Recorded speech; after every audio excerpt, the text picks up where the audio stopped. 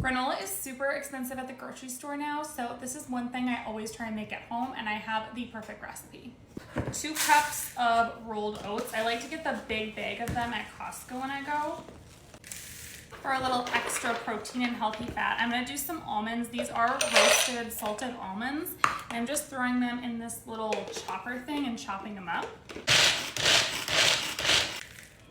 You can use whatever nuts that you like. Cashews are also really good. And then for my other mix in, I like some of these coconut flakes.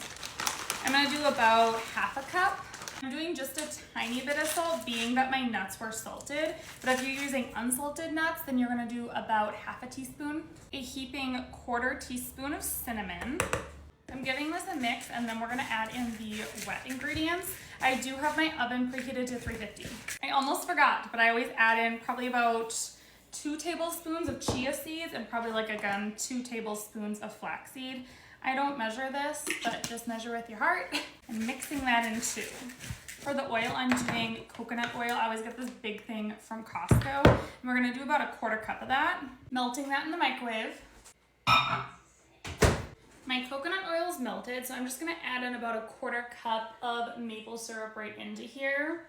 A teaspoon of vanilla extract. I'm just dumping this right over the top. I'm gonna mix everything together. For the fruit, I'm doing dried blueberries this time, but you can also do raisins, which are super good. It's just totally personal preference. This is 3.5 ounces of dried blueberries. I'm just mixing them in. I always put parchment paper down on my baking sheet.